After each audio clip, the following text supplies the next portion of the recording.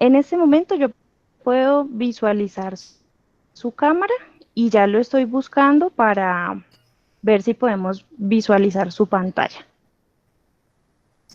Perfecto, mientras me confirmas, pues quiero darle las gracias por la invitación, porque realmente para mí es un honor estar en esta sesión y más con este público selecto, tanto estudiantes, profesores y colegas y amigos en eh, esperando la presentación, pues realmente es muy, muy placentero. Espero con malas expectativas de la presentación. Doctor Carlos, en este momento no podemos visualizar su pantalla. Si desea, podría compartirla con nosotros nuevamente. Perfecto, también, Mientras sí. tanto, sí, señor, cuénteme. No, voy a tratar de compartirla mientras tanto. Queremos enviar un saludo muy especial a la señora rectora de la Universidad Nacional de Colombia, que nos acompaña también el día de hoy en esta emisión. Es un honor tenerla con nosotros. Muy bien, creo que ahora sí está compartiendo.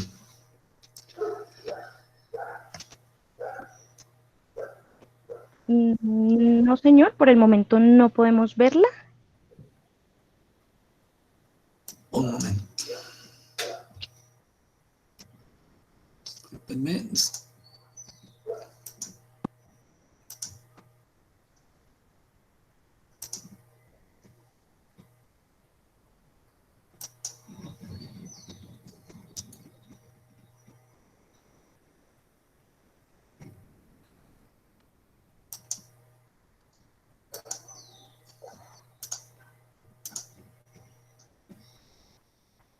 Ok, nuevamente. ¿Se pudo?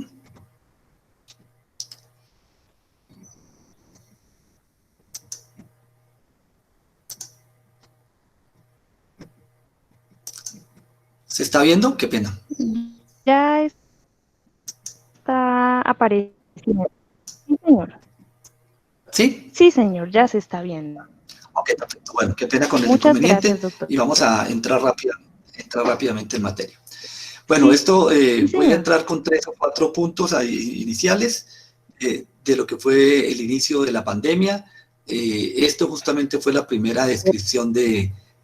caso, como ustedes pueden ver claramente qué es lo que lo está informando China, pero en realidad no lo podemos ver, gracias a ahora existe a Google, aunque me imagino que algunos profesores de idiomas sí lo pueden haber hecho, pero para nosotros nos toca con Google, y en el cual básicamente lo que encontramos es que justamente tenemos unos casos de una enfermedad rara que produce enfermedad pulmonar y está causando una sintomatología grave que lleva a cuidado intensivo. Esto ya aparece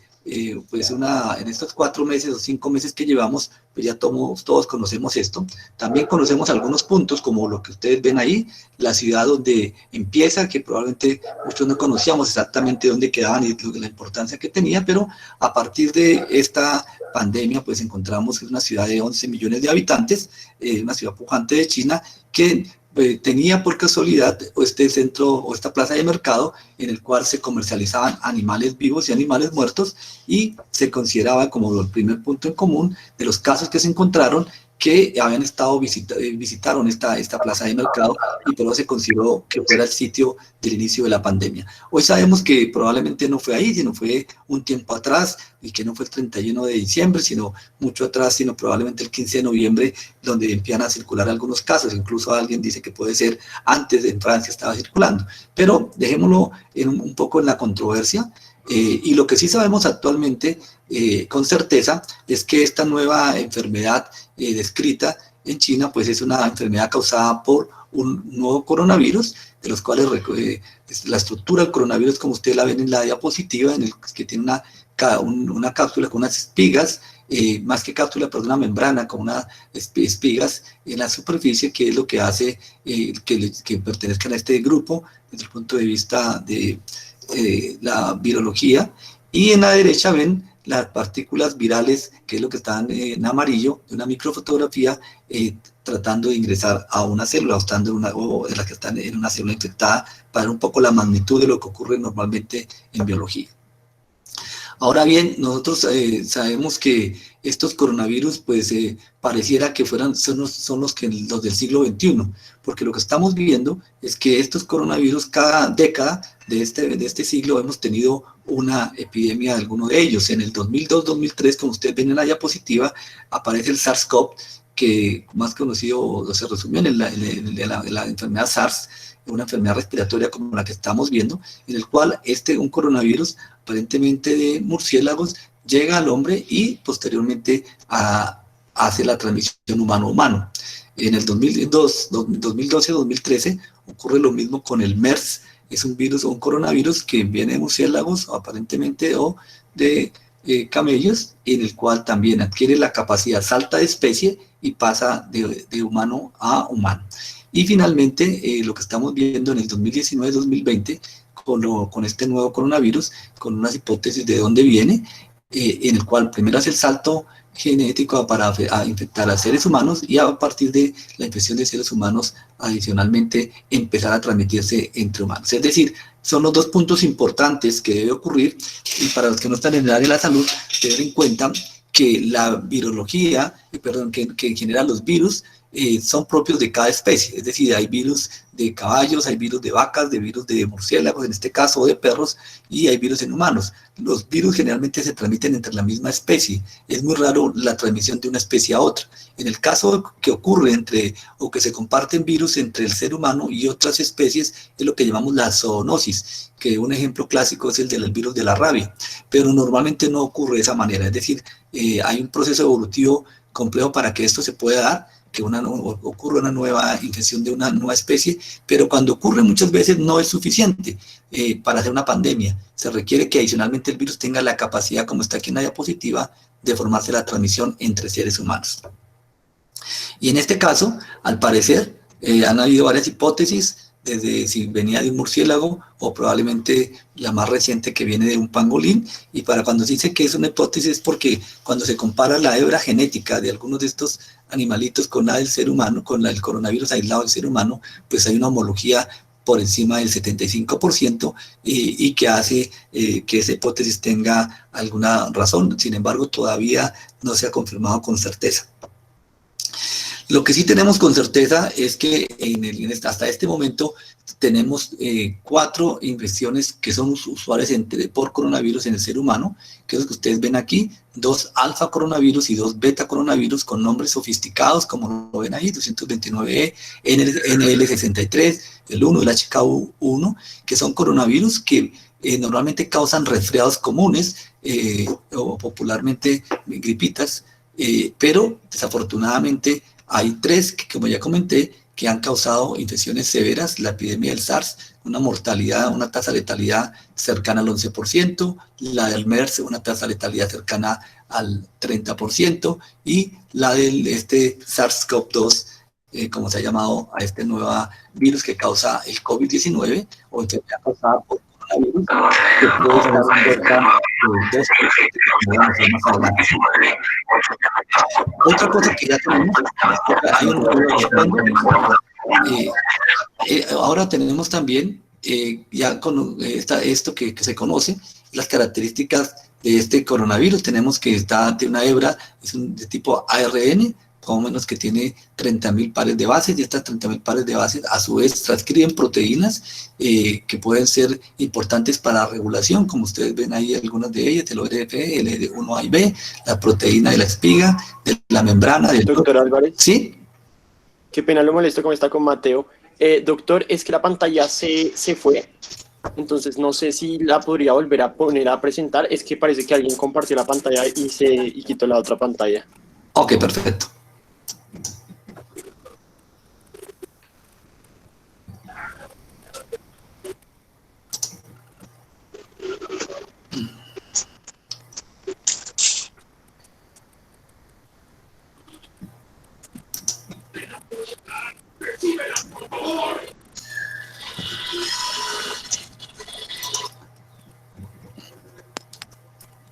¿Ya se está viendo? No, señor, no por el momento. Les solicitamos a todos nuevamente Sí, doctor, ya se ve. Ya se ve en la pantalla. Que por favor apaguen sus micrófonos y sus cámaras para mejorar la transmisión. Muchísimas gracias. Bueno, entonces estaba comentando que lo que conocíamos del coronavirus, que causa resfriados, son tres nuevos que ya los he comentado, solo que en este quería comentar la letalidad, y comentaba la letalidad del 11, 30, y en el caso de este SARS-CoV-2 todavía no la conocemos y ya les voy a explicar por qué. Y también estábamos mostrándoles la hebra genética del virus, en el cual pues básicamente tenemos 30.000 pares de bases que está haciendo transcripción a proteínas de la espiga que veíamos al comienzo, de la membrana del núcleo y algunas proteínas reguladoras. Y aquí lo que quiero resaltar es que hemos visto que se comenta que hay varias mutaciones que han aparecido, y es usual que aparezcan mutaciones especialmente en virus de tipo ARN, pero estas mutaciones que vienen en la parte inferior que trato de mostrar acá en esta infografía tomada del New York Times, en el cual muestran cómo hay unas líneas verticales más largas que están mostrando qué tantas mutaciones en cada sitio se están generando, pero en general hasta el momento no podemos hablar de que haya, a pesar de estas mutaciones, que haya una nueva cepa viral o algo por el estilo que lleve a mayor o menor agresividad o virulencia. Sencillamente estamos ante unas mutaciones de un virus que salió de Wuhan, de la región de Wuhan, pero que todavía no ha hecho ningún impacto desde el punto de vista clínico. Lo otro que es importante resaltar es que este es un virus respiratorio, y cuando hablamos de un virus respiratorio estamos hablando de un virus que se transmite por vía respiratoria. Ojo, no significa que solo cause síntomas respiratorios, sino es en este momento la vía como ingresa. Y una persona que tiene ubicado en sus tracto respiratorio las partículas virales pueden ser eliminadas, y estas partículas eliminadas pueden viajar hasta a menos de 1 o 2 metros de distancia por un tamaño mayor de 5 micrómetros, y ahí caer directamente en las mucosas y la conjuntiva y hacer una infección directa. Otras veces lo que puede pasar es que estas partículas virales caen en la piel, y obvio, no es que entre por la piel, sino que a partir de que están en la piel, pueden pasar de la piel a las mucosas y de esta manera hacer la transmisión. La otra forma que toma mucho vuelo es la transmisión por aerosoles, porque son partículas mucho más pequeñas que pueden estar a distancias mayores. Es importante que en la actividad diaria muy pocas cosas generan aerosoles a partir de un individuo, y por eso no es la principal manera de transmisión. Es un tema importante en los hospitales cuando se hacen procedimientos y en los cuales hay que tener precaución, que no entro en detalle acá. Y la otra forma es transmisiones por contacto, en el cual a partir de tocarse las mucosas, llevárselas a las manos, y si no hay un lavado de manos podría pasar directamente, que creo que ya no, porque ya no nos damos la mano por lo menos ahora, pero sí de esta forma indirecta cuando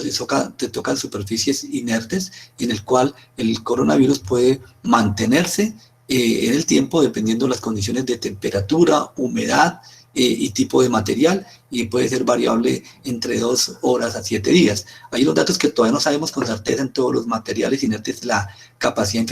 que se mantenga la capacidad infectante, pero se han asumido de otros virus de tipo influenza, y especialmente de otros coronavirus, de otros como el del virus del SARS-CoV-1, en el cual pues básicamente se conoce con más detalle, y pues obviamente se han colegido para el SARS-CoV-2 algunas de estas características que probablemente son similares. Si uno toca superficies inertes y adicionalmente no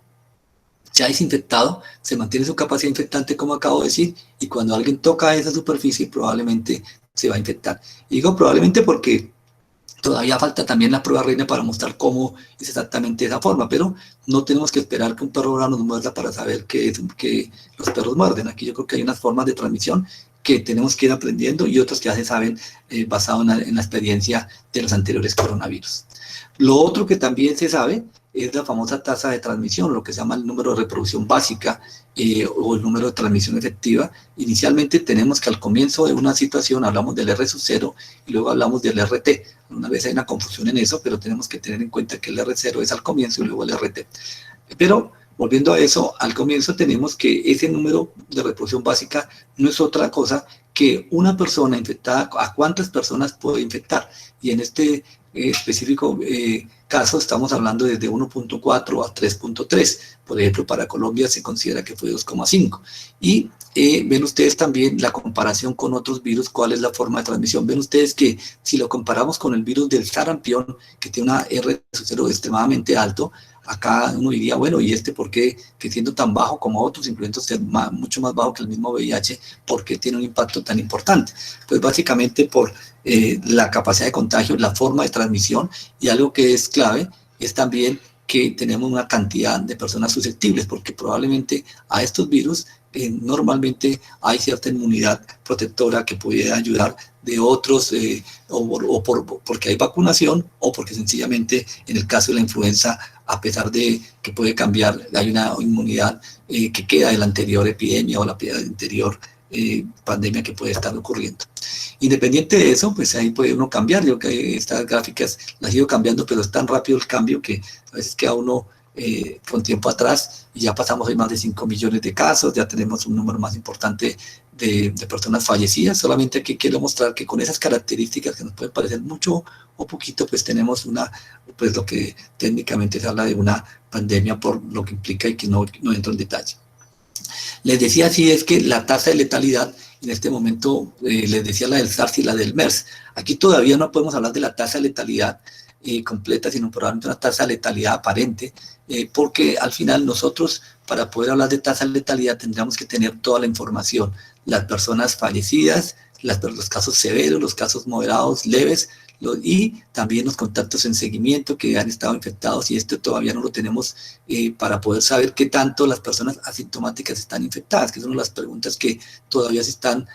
resolviendo, pero todavía no tenemos una respuesta concreta. Y eso hace que por ahora tenemos una tasa de letalidad aparente, y obviamente es posible que siempre se sobreestima esa tasa de letalidad comparada con la tasa de letalidad real. Hay un modelo matemático publicado en Lancet hace 1 o 2 meses, en el cual mostraba que esa tasa de letalidad se acercaba más a entre 1.5 a 2%, y dependiendo de algunas condiciones podría ser un poco más alto.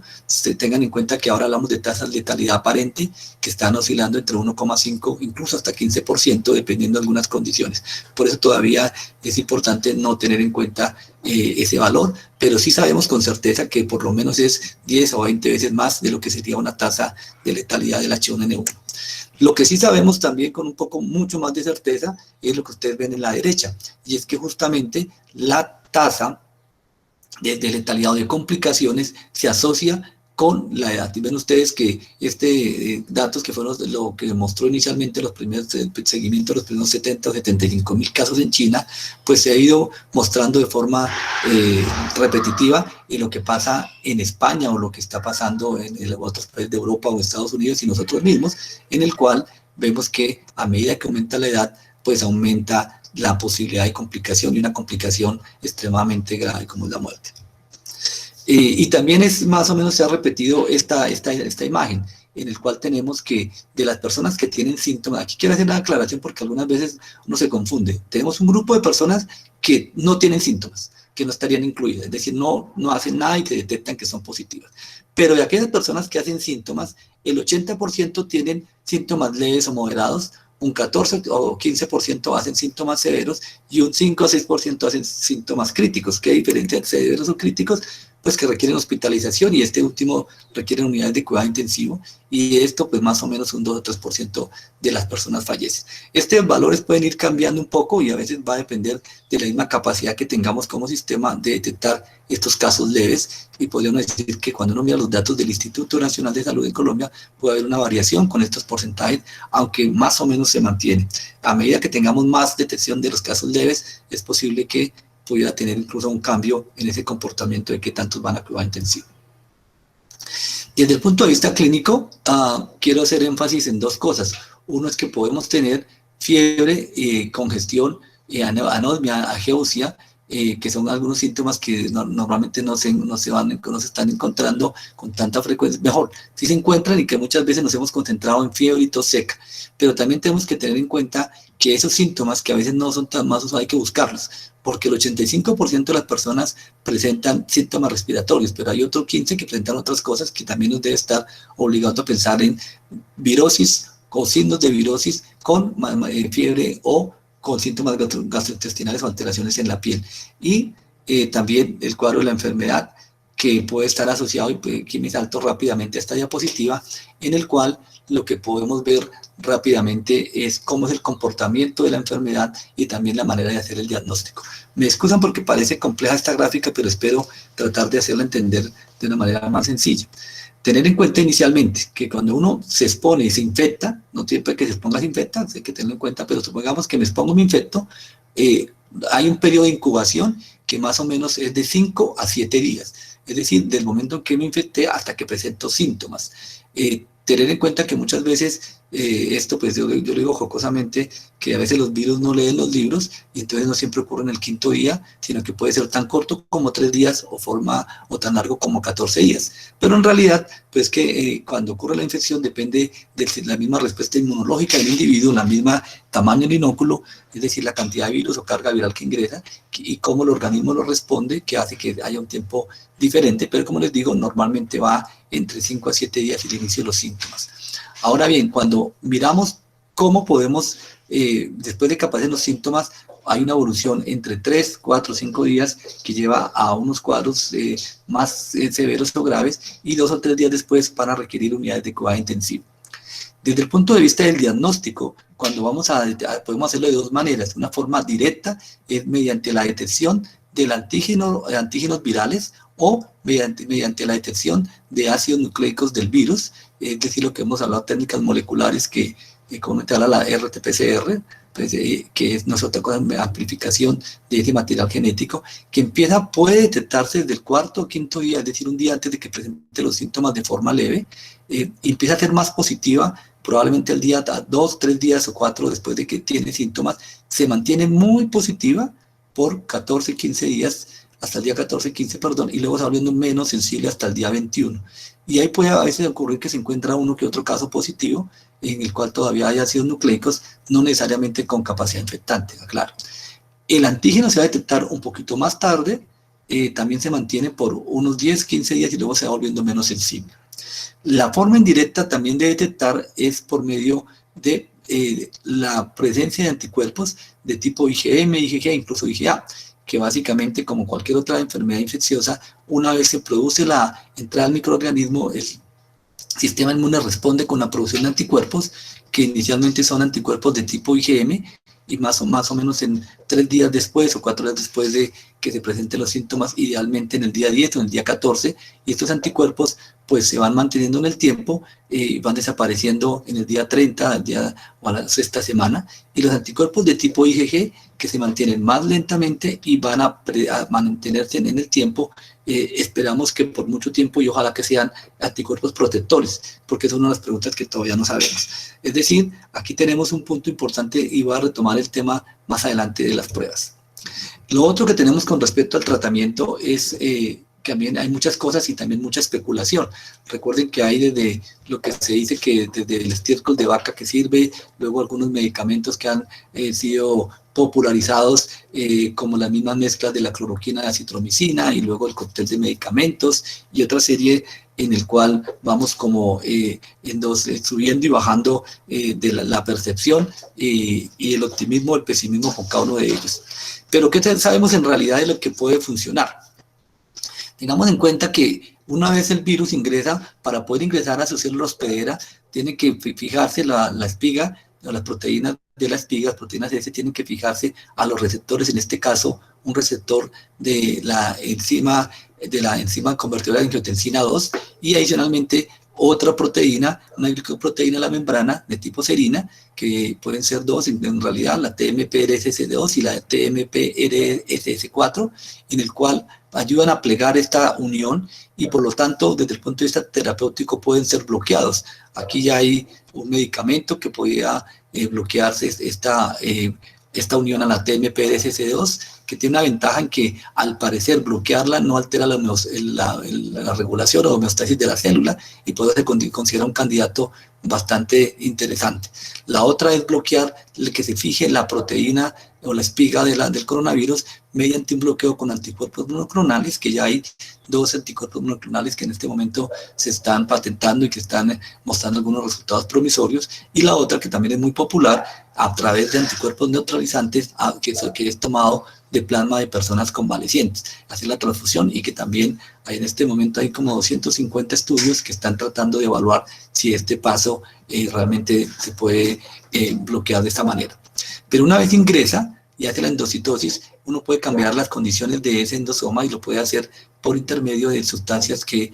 han mostrado que cambian las condiciones del pH, y en este caso está la cloroquina, la hidroxicloroquina, también dice que la acitromicina, pero yo coloco estos que me parecen más interesantes, y una vez que hace, se podría bloquear.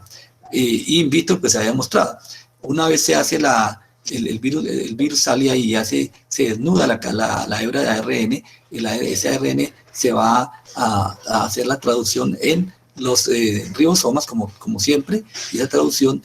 pues va a llevar a la formación de péptidos o de proteínas virales, que va a requerir proteasas para poder hacer la integración antes de llegar a los diferentes componentes celulares, que no entro en detalle, pero acá es donde también podría bloquearse en diferentes vías por otros antivirales, como el caso del lopinavir ritonavir, medicamento utilizado para el VIH, o el remdesivir, medicamento utilizado para el ébola, que también podría bloquear una polimerasa de RNA dependiente de RNA como un paso importante. Eso ha llevado a resultados también contradictorios. Hay unos que, desde los famosos de publicación que mostró que dar hidroxicloroquina efectivamente reducía la carga viral y por ende podría mejorar a los pacientes, pero si la mezclamos con acitromicina, pues el impacto era mayor, y que por eso podría ser una alternativa válida. Rápidamente aparecen otras publicaciones también de los franceses que muestran que no están así. Aparece que la ivermectina in vitro disminuye la carga viral hasta 5.000 veces a los 2 días con una sola dosis. Entonces aparece pues todo el mundo a querer tomar y prescribir ivermectina, sin tener en cuenta que la dosis que se está recomendando para lograr esto in vitro sería extremadamente alta si lo hiciéramos asociada a kilogramos de peso en humanos. Pero es justamente lo que nos ha llevado un poco a veces el delirio de tratar de buscar una solución rápida. Aparecen estudios con remdesivir, pero este viernes aparece, por ejemplo, unos datos de remdesivir que nos muestra que podría ser útil como medicamento, disminuyendo la estancia hospitalaria y en cuidado intensivo, pero no así la mortalidad, y solamente pues en realidad 3 o 4 días, que puede ser como un medicamento promisorio, pero no realmente pues el medicamento que pueda ser realmente la solución. Y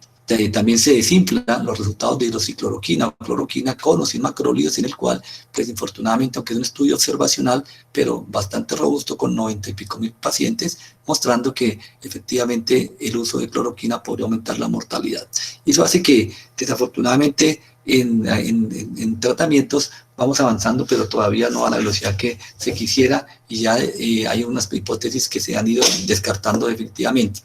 Lo que sí tenemos es que el manejo en cuidado intensivo, cuando se hace adecuadamente en pacientes que lo requieren, pues vean ustedes como un paciente que hace neumonías severas, que requieren unas condiciones muy complejas de manejo, con presiones o necesidades de oxígeno muy alto, hiposemias severas, con manejo con ventilación, pueden llevar a una recuperación. Obviamente no es para todos los pacientes, porque a pesar de eso también quisiera, a mi modo de ver, quitar un mito en que el problema y la solución del COVID-19 es tener camas de cuidado intensivo. El tener camas de cuidado intensivo nos ayuda. También necesitamos gente preparada para manejar las unidades de cuidado intensivo, pero desafortunadamente a veces, a pesar de tener las unidades de cuidado intensivo con gente experta, no necesariamente significa que las personas vayan a salir adelante. Sin embargo, es decir, hay un porcentaje de personas que fallecen a pesar de tener todas las condiciones, y eso no se nos debe olvidar. Como también es un mito que a veces está generándose, que el problema de las personas que fallecen son las personas mayores. Efectivamente, como mostré en una diapositiva, las personas mayores sí tienen mayor riesgo, pero personas jóvenes también te pueden morir con un menos riesgo, pero también se pueden morir incluso sin tener ninguna comorbilidad. Y por lo tanto, todavía lo que tenemos fuertemente, y especialmente en el campo de la salud, la el antídoto poderoso son las medidas de prevención, es evitar que justamente nos dé, y básicamente para eso pues es el uso de elementos de protección personal de forma racional, como lo voy a comentar más adelante, tener en cuenta de utilizarlo siempre, porque algunas veces queremos utilizar demasiado, pero luego cuando nos relajamos no queremos utilizar lo que toca utilizar. Y en la comunidad también pues hay una serie de medidas y recomendaciones en las cuales generaron incluso controversia, que si la solución era ponernos tapabocas todos y qué calidad del tapabocas, cuándo cambiarnos, y tenemos algunas preguntas resueltas y otras que no se sabe todavía y no se han resuelto, y justamente necesitamos todavía conocimiento y grupos interesados en resolver preguntas que parecen sencillas, pero que al final tienen impacto importante en este momento.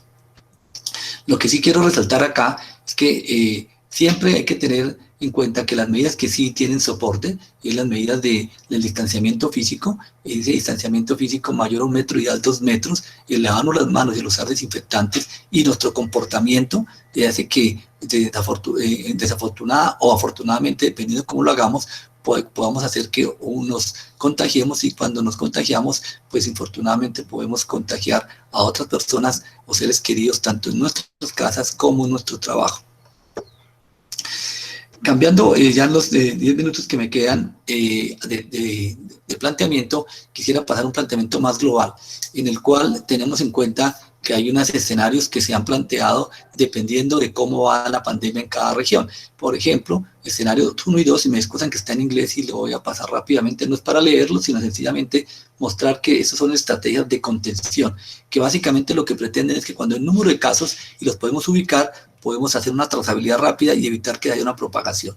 Pero cuando esto ya no es posible, nos toca concentrarnos en la mitigación, y es centrarnos en cómo mitigar que los casos que ocurren puedan llegar a los unidades de cuidado intensivo, y cuando llegan a las unidades de cuidado intensivo, en este caso, cómo logramos disminuir las posibles complicaciones. En general, los países no están en uno o en otro escenario, sino están generalmente en una mezcla entre un escenario 2 o 3, un escenario 3 o 4. No, yo creo que la mayoría de países están en un escenario 2 o 3.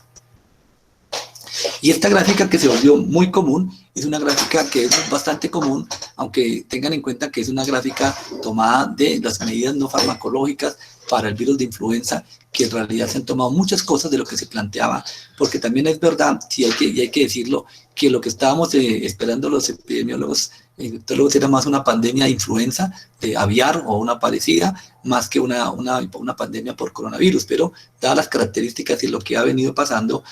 pues se considera que muchas de estas estrategias son las que son similares y tienen el impacto. Y el impacto es importante porque a veces genera también controversia del famoso pico y del aplanamiento de la curva, y qué es lo que se quiere hacer con esto. Y hay que tener en cuenta que lo que en principio, cuando se evita el pico, es no enfermarnos todos al tiempo. Creo que es el punto y el mensaje clave. Cuando se evita que se forme un pico, es que no nos enfermemos al tiempo, pero puede que el número de casos al final sean los mismos con las dos estrategias. Lo único es que la estrategia en el cual se aplana la curva, pues se alarga en el tiempo, y el número de casos que se van a presentar puede que sea lo mismo, pero no todos al tiempo, y por lo tanto el sistema de salud no va a estar sobrecargado, y por lo tanto puede disminuir la morbilidad y la mortalidad.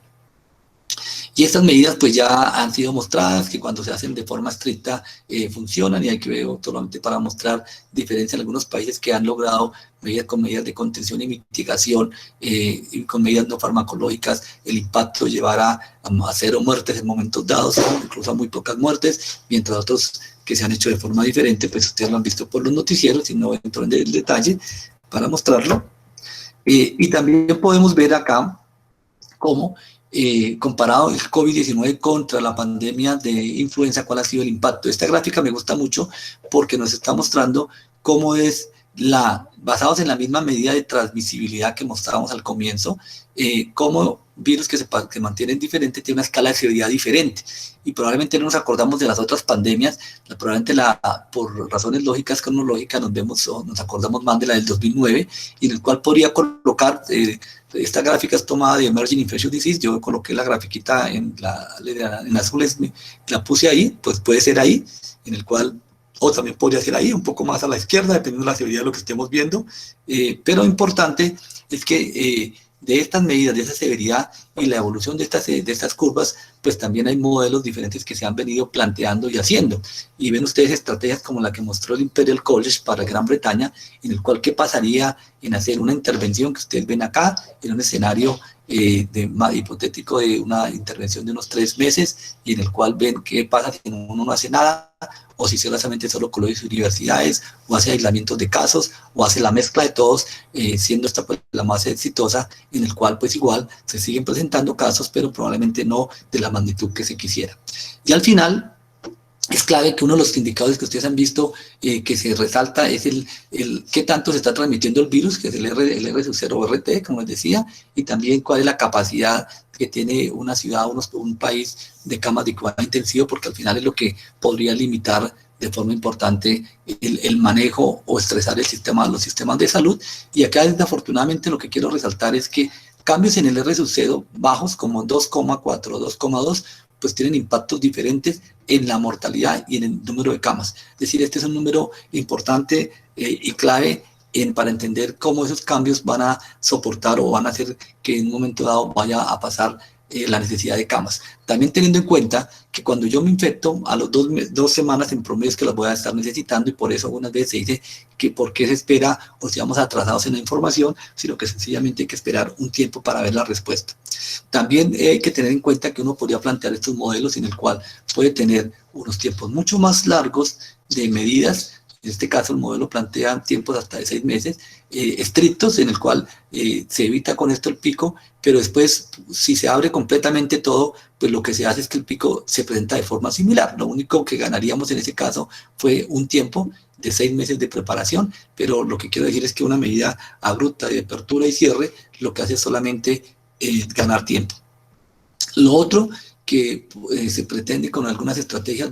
adaptativas de supresión, en el cual se puede formar un pico y luego a medida que se hacen estrategias de una supresión o de medidas de contención, incluyendo fuertemente el aislamiento, ven ustedes que se forman picos, y a medida que esto se está formando el pico, se acorta el pico con las medidas, y justamente la idea es tomar las medidas antes de que empiece a haber un aumento más del pico para evitar que este pico siga creciendo. Idealmente uno quisiera que en Colombia pasaran y que no se formara un pico muy grande, sino que justamente acorde a las medidas que se tomaron, pues que este pico sea más bajo, que acorde a la capacidad de camas de cuidado intensivo, que es lo que se muestra acá, y así paralelamente, dependiendo de la capacidad del crecimiento de unidad de camas, de unidades de cuidado intensivo y capacidad hospitalaria, pues puede haber aperturas de forma sincrónicas o asincrónicas sostenidas en el tiempo.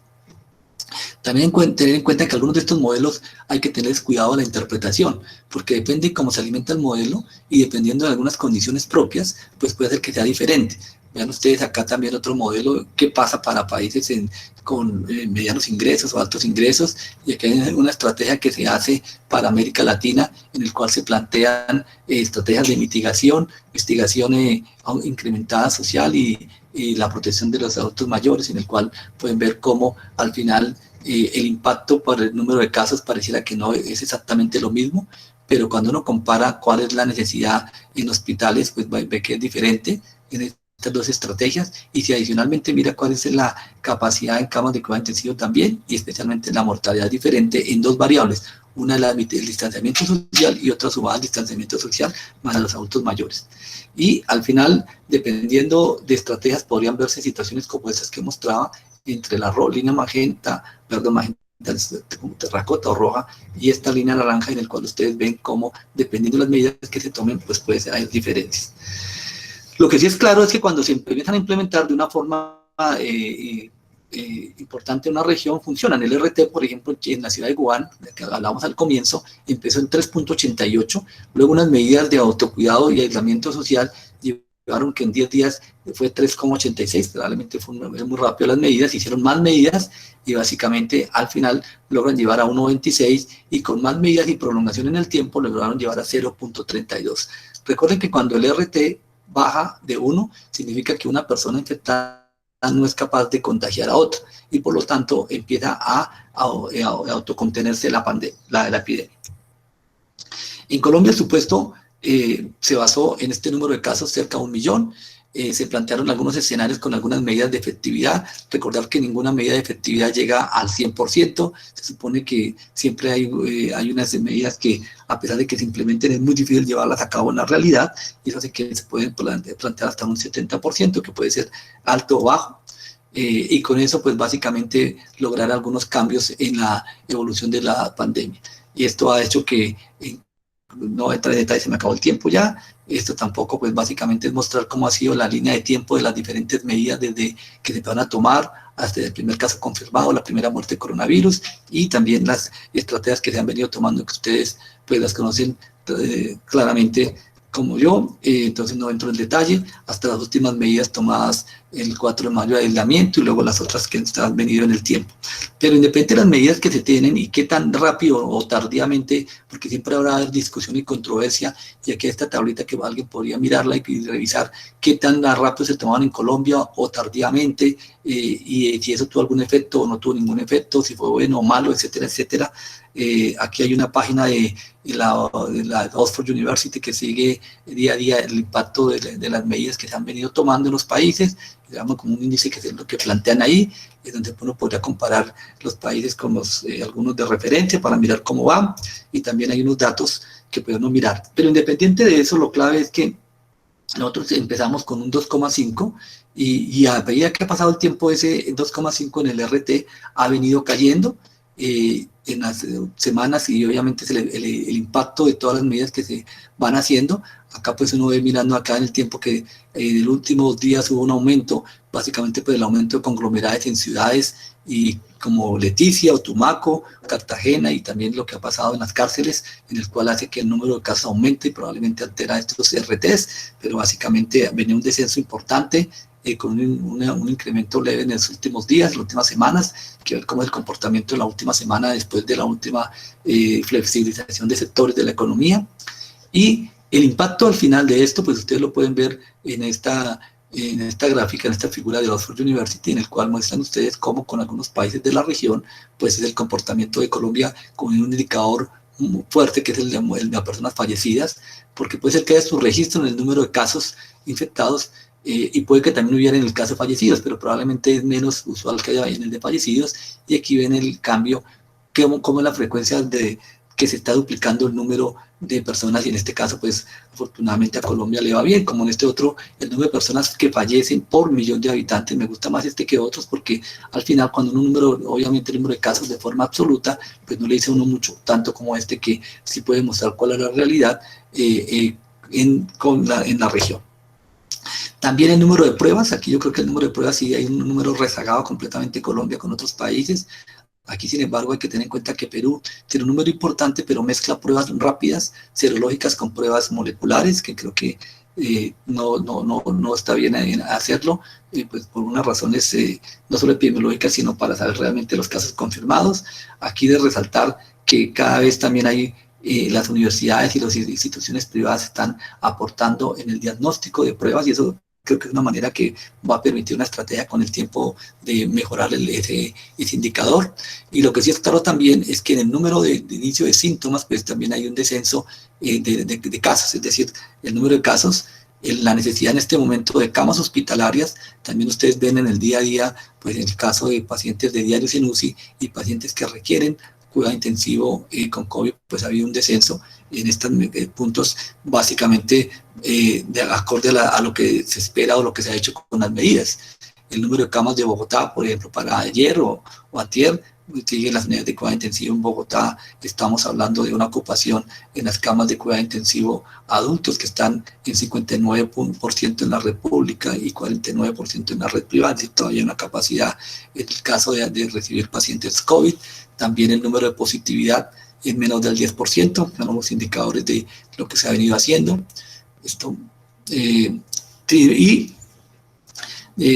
me estoy pasando del tiempo, pero esto es clave en contar en que También tenemos unas debilidades no solo como país, sino en el mundo, en que la interpretación de las pruebas serológicas, por ejemplo, para hacer seguimiento, para hacer lo que planteamos al comienzo del pasaporte serológico, pues tiene limitaciones claves, porque pues ya vimos cómo la dinámica o la cinética de los anticuerpos, cómo se están en el tiempo, se presentan, es decir, los anticuerpos pues cada vez se demuestra que no son unas pruebas útiles para el paciente agudo o sintomático, pero pueden ser importantes para saber en el paciente después de 4 semanas, si se infectó, como por lo idealmente 15 días después o 4 semanas, saber si se infectó o no se infectó, especialmente la inmunoglobulina de tipo G, pero con un problema que se nos está presentando, por lo menos hasta ahora con las pruebas que se están utilizando, y es que las personas asintomáticas, es decir, esa búsqueda de personas asintomáticas, pareciera que tampoco, como no producen síntomas, pareciera que tampoco producen anticuerpos. Es un reto que hay que plantearlo y hay que poder probablemente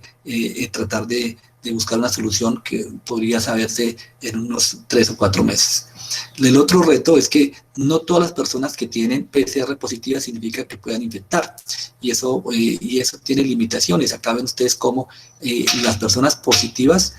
con PCR en seguimiento, en los primeros 8 días de la infección se pudo cultivar el virus aislado. Después siguieron positivos, pero de hecho positividad no mostraba que tenían capacidad infectante. Y eso parece algo sencillo, pero nos está mostrando qué tanto tenemos que aislar a una persona, qué tanto tenemos que darle seguimiento. Y esa pregunta tampoco está resuelta. Es decir, no siempre tener PCR positivo significa capacidad de transmitir y por lo tanto hacer una vigilancia epidemiológica. Y eso hace que todavía como reto está claro que tanto en pruebas serológicas como en pruebas moleculares, pues todavía tenemos tela para cortar y hay que, podemos trabajar, y como comunidad universitaria creo que hay unas oportunidades de trabajo muy fuertes. Esto creo que lo voy a pasar rápidamente por tiempo. También bueno, esto sí es importante,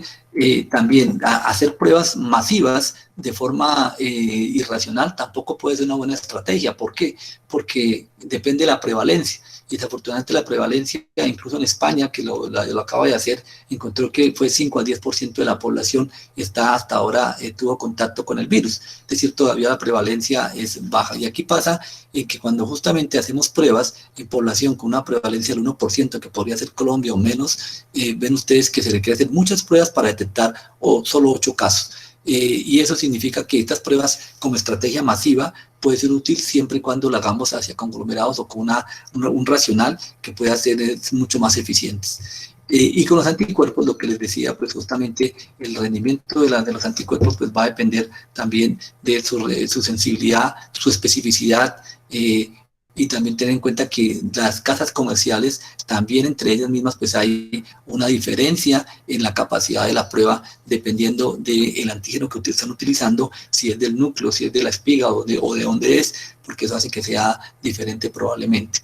Y otro reto que se plantea en este momento es, la humanidad es si realmente cuando a mí me dio, ya me infecté, yo quedé protegido, que es lo que supone uno y quisiera que pasara, pero esa pregunta todavía, esa respuesta es especulativa en este momento, saber si yo me curé y no me puedo volver a reinfectar. Esperamos que sí, pero como les digo, es completamente especulativa. ¿Qué nos hace ser optimistas? Uno, que las personas que tienen síntomas, incluyendo las personas mayores, producen anticuerpos neutralizantes. Les decía hace un rato que tener anticuerpos no significa que quede protegido. La manera de hacerlo es con anticuerpos neutralizantes. Y aquí pareciera que las personas lo tienen, ahora hay que ver cuánto tiempo duran. La otro punto es que las personas, y perdón, este es un modelo hecho en macacos, en el cual pues básicamente se hizo la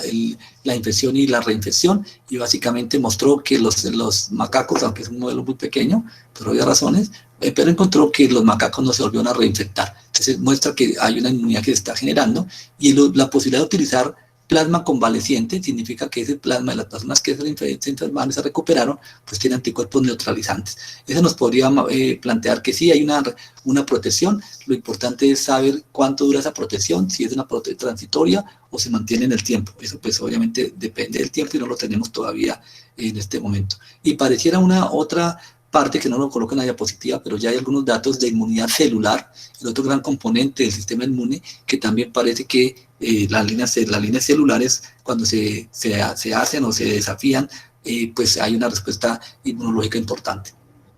Por ahora, ¿qué tenemos? También otras preguntas que también deben generar controversia y además preguntas de investigación para ser resueltas, es cuáles son los elementos de protección personal que al final debemos utilizar. Se ha planteado unos supuestos que probablemente no funcionan. Lo que por ahora tenemos claro es que no siempre hay que utilizar, como dice la diapositiva tomada del profesor David Rincón, elementos de protección personal deben ser igual para todos, ni más ni menos, siempre debe ser, pero más, al tener más no siempre es mejor, y eso también es importante, que hay algunas publicaciones que muestran justamente una revisión de Cochrane que muestra cómo cuando yo me coloco mucho, lo que puedo hacer es aumentar el riesgo, por lo que ustedes ven en la diapositiva en la parte de la derecha.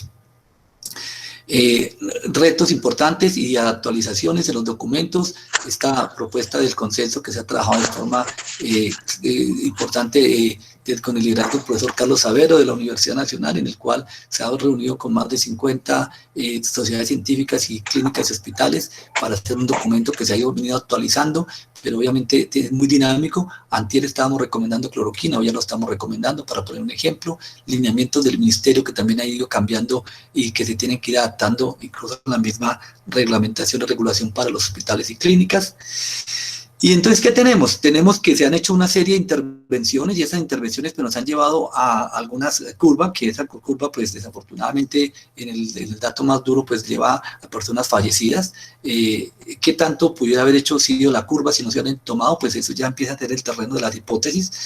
Lo que sí sabemos es que gran parte del rendimiento, como nos mostraba, pues va a depender de nuestro comportamiento, de nuestra casa, de nuestro trabajo, igual nosotros en los hospitales, y que esperar una inmunidad de rebaño, pues todavía estamos lejos, porque todavía estamos como en el primer cuadrito que estoy mostrando acá. Es posible que solamente cuando ocurra un 50, 60%, y algunos dicen que 70% de la población, es cuando algunas personas infectadas que van a seguir surgiendo y van a seguir apareciendo en el tiempo, en la fase post-pandémica, pues ya no tiene ningún impacto sobre el sistema de salud como ocurre con otras enfermedades.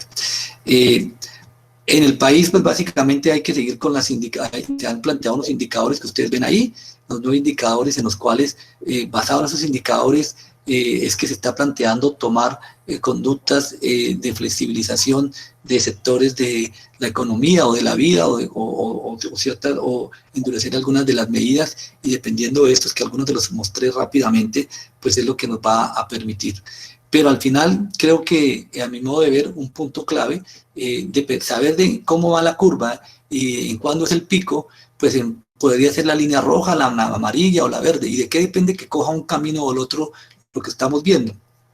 Pues parece sencillo, pero no lo es, pero va a depender del autocuidado que cada uno de los ciudadanos tome conciencia de lo que implica, y tanto para él como para su familia, como para sus colaboradores, pero también de las acciones colectivas locales, en este caso de cada una de las ciudades, que tanto de las medidas que se toman, y más ahora que se va a permitir que cada ciudad tome alguna gradualidad dependiendo de las consideraciones, y también obviamente los lineamientos nacionales. Yo creo que al final la sumatoria de estas 3 cosas es lo que va a permitir qué tan rápido la curva crezca o no crezca, o disminuya o se mantenga en la misma tendencia. Y estrategias como la misma trazabilidad desde el punto de vista epidemiológico, que pueden tomar mucha relevancia, con una connotación en que implica qué tan bueno es la trazabilidad, y al mismo tiempo me quita mis libertades individuales, como se ha planteado en otros escenarios, que es algo que hay que discutirlo como sociedad, o hacer un seguimiento estricto a cada persona, pues también va de la mano con mi libertad o no, y es un tema que es discutible. Vacunas, voy a pasarme rápidamente, solamente me concentro en que antier salió publicado el primer estudio de vacuna fase 1, en que también muestra que una vacuna inicialmente hecho con un vector de un adenovirus, pues muestra resultados tanto de anticuerpos neutralizantes como inmunidad celular a 14 y 28 días, que es un dato muy promisorio, y ojalá que en los estudios fase 2 y fase 3 estos resultados se mantengan en el tiempo. Creo que esto era la presentación, y me excusan porque me tomé casi todo el tiempo de la presentación. Doctor Álvarez, muchísimas gracias por acompañarnos el día de hoy con esta excelente presentación. Tenemos algunas preguntas que nos han dejado en el chat. Una de ellas, según su experiencia, ¿qué tanto subdiagnóstico considera que se encuentra en este momento en el país? Sí, yo creo que en realidad sí, es claro que hay su diagnóstico, pero yo creo que no es tanto como uno pensaría afortunadamente. ¿Y por qué hago esta afirmación? Porque en realidad, como les mostraba hace un rato, un punto importante va a depender de los casos que, o uno de los, perdón, rebobino, un número de casos que van a llegar a los hospitales y unos van a llegar a cuidado intensivo. Entonces, al final, uno también podría mirar de forma indirecta, teniendo en cuenta lo que está llegando a cuidado intensivo y lo que está llegando a hospitalización, saber más o menos cuál puede ser la proyección de todos los casos que están en la comunidad, por lo menos con síntomas leves que no se han detectado. Y en este número, al parecer, no se ve un número importante. Entonces, yo creería que podría ser que sí hay su diagnóstico, y podría ser especulativo decir que tanto es el subdiagnóstico que hay, pero diría que con estos dos que acabo de nombrar, y la tasa de índice de positividad también, que es algo importante como de los otros indicadores, que significa qué tantas las personas a las que le hago la prueba me salen positivos. Y en este momento en el cual ha habido restricción de pruebas en Colombia, pues se le ha dado mucha importancia a las personas sintomáticas y a las personas que han tenido contactos con los casos positivos. Y a pesar de eso, que es como casi dirigida esa búsqueda, la positividad no está sino menos del 10%. Entonces me parece que eso nos da como una cierta, no tranquilidad, pero sí en que tampoco es que haya un subregistro en Colombia de forma importante. Perfecto, doctor, muchas gracias. Otra de las preguntas, en este momento, ¿qué porcentaje de camas de cuidado intensivo se estima que deben estar disponibles para un control adecuado de casos críticos? Va a depender del número de casos o el número o cómo va la curva. Y diríamos que casi que iría al revés. Es justamente ese indicador el que nos puede mover en un momento determinado la toma de medidas, porque al final, si decimos en Bogotá cuántas camas tenemos en este momento para los posibles casos que pudieran llegar, 650, 1000, ¿cuánto es nuestra capacidad de crecer? 2000, 3000. En Colombia partimos con una base de 5.600 camas de cuidado intensivo que podrían ser utilizadas para COVID, porque acuerden que también tenemos que tener las camas de cuidado intensivo para otras enfermedades que van a seguir llegando. ¿Qué tanto va a crecer? Y dependiendo de esa capacidad de crecimiento también, cuál es la capacidad o tasa de contagio que uno podría esperar que se pudiera mantener. Es decir, tratar de llevar a cero y que no haya casos nuevos es bastante difícil. Cuando el virus está circulando ya, tenemos vías de transmisión que no conocemos, o cadenas de transmisión, perdón, que no conocemos, entonces van a seguir apareciendo casos. Entonces, yo creo que hay dos estrategias muy fuertes. Uno es incrementando las camas de cuidado intensivo para los potenciales casos que van a llegar y poder no tener dificultades, y al otro tiempo los casos que se detectan, hacer rápidamente la búsqueda de los posibles contactos y evitar que se haya propagación. Creo que eso sumado a lo que plantea que cada uno haga su granito de arena con el autocuidado, pues es la manera que uno podría determinar si necesita más o menos camas de cuidado intensivo. Pero el mundo ideal, uno diría que si se deja libre, que no se hace ninguna restricción, pues necesitarían muchísimas camas de unidades de cuidado intensivo. Justamente lo que nos limita muchas de las medidas que se toman es esa capacidad de crecimiento real de las camas de cuidado intensivo. Perfecto, doctor. Otra de las preguntas, con los últimos registros retrospectivos de hidroxicloroquina, cloroquina y acitromicina con efecto nulo o probablemente deleterio, ¿considera prudente seguir usándolos de rutina en casos moderados a graves? No, yo creo que la recomendación y la prudencia nos lleva a que no se utilicen. De hecho, se adelanto un poco el tema, hago la chiva del consenso que liderado por el profesor Saavedra, se ha venido trabajando desde la última semana y con los datos, una reunión extraordinaria este fin de semana, en el cual justamente la recomendación del consenso va a cambiar en ese escenario y se van a recomendar para solamente en ensayos clínicos. Bueno, doctor, considerando el comportamiento epidemiológico que ha tenido la pandemia, ¿usted considera prudente prolongar la cuarentena después del 31 de mayo con las cifras actuales?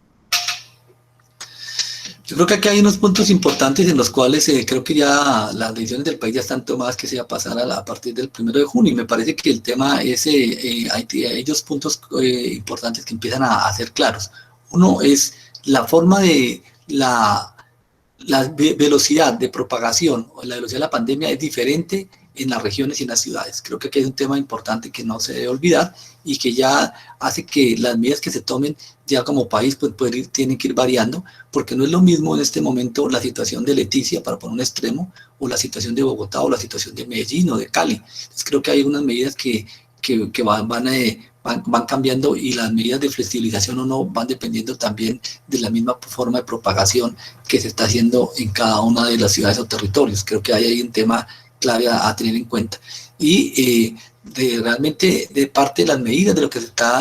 lo que se han venido tomando, pues como les decía, se interpretan casi 10 días después de lo que pasa. Y creo que parte de lo que se va a venir, con qué medidas se tiene pues seguir, pues ni que no es que dependan solo de lo que uno mire, sino ustedes lo van a ver cuando miran el número de casos que aparecen en el día a día, el número de personas que fallecen, etcétera, etcétera, que es lo que al final muestran cuál ha sido el impacto de las medidas que se han venido tomando y las que tendrán que tomarse en un momento determinado,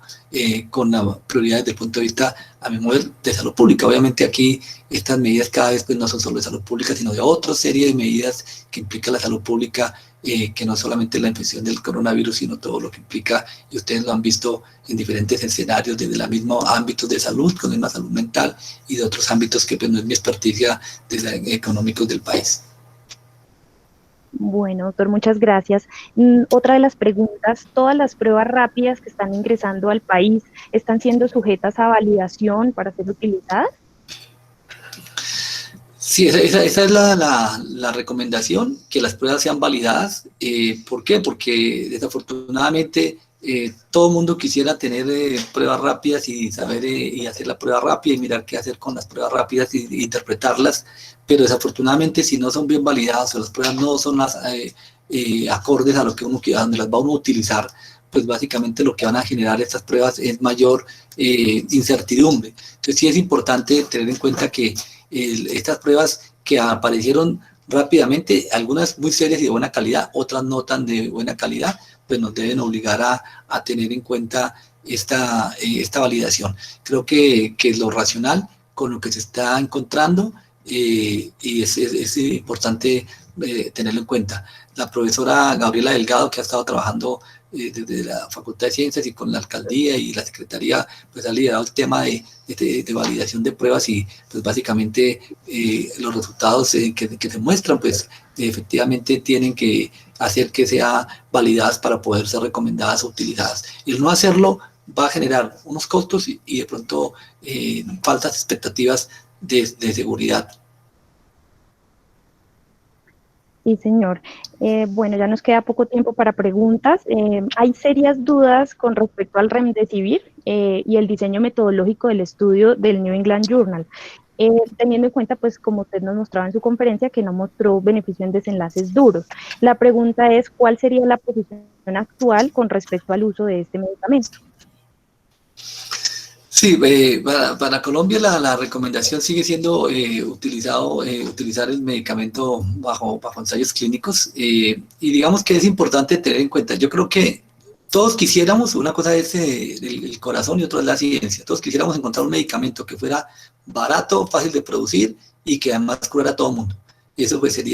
pero en la vida real la historia de los medicamentos no es así, probablemente van a aparecer medicamentos que tienen una ventaja, y pues va a tener alguna utilidad, y luego vamos a encontrar otro que ojalá tenga más utilidad, y pues hay que empezar. Yo creo que tampoco es que el Remdesivir decir que no sirve, ni mucho menos, no, yo creo que no, me parece que es un medicamento que tiene una utilidad. No podemos llevarlo al pedestal y decir que ahora es la solución, y tampoco decir que ya no es y que hay que partir de cero. Creo que se ha ido avanzando, creo que hay puntos a favor, pero hay que darle un poco más de tiempo a mirar también cómo es el comportamiento en diferentes grupos poblacionales. Aquí es clave que si uno hace el símil con el mismo virus del VIH, fíjense que cuando empezó la ZT, pues fue todo el mundo la evolución de la ZT, pero luego se encontró que la ZT no era, sino solamente cubría un porcentaje de la población, pero ese inicio fue lo que permitió que aparecieran otros medicamentos de las mismas familias, y hoy tenemos desde el punto de vista de control terapéutico, no curativo, pero sí un número importante de medicamentos exitosos, ¿no? Sí, señor. Doctor Álvarez, nuevamente agradecemos profundamente este espacio que ha compartido con nosotros. No, como lo dije al comienzo, realmente es un placer y de verdad un honor estar aquí con ustedes y compartir con un grupo tan selecto de espectadores. Muchísimas gracias y esperamos poder contar nuevamente con su presencia para futuras conferencias. Muchas gracias, doctor. Enviamos un saludo especial a Dolly Montoya, nuestra respetada rectora de la Universidad Nacional, y a todos quienes han participado y hecho posible esta iniciativa. Agradecemos profundamente a quienes nos acompañan. Muchas gracias por continuar conectados con la programación de Salud Unal Contigo, que hasta el día de hoy ha completado más de 130 conferencias desde su inicio. Les recordamos que las conferencias se encuentran disponibles en el canal de YouTube de la Facultad de Medicina y los invitamos para que se conecten mañana a la conferencia Uso del plasma convaleciente en COVID-19, Perspectivas en Colombia, por el doctor Bernardo Camacho, quien es médico egresado de la Universidad Nacional, actualmente director del Instituto Distrital de Ciencia, Biotecnología e Innovación en Salud, a las 11 de la mañana. Fue un placer acompañarlos el día de hoy. Los esperamos mañana en Salud Unal Contigo. Muchas gracias.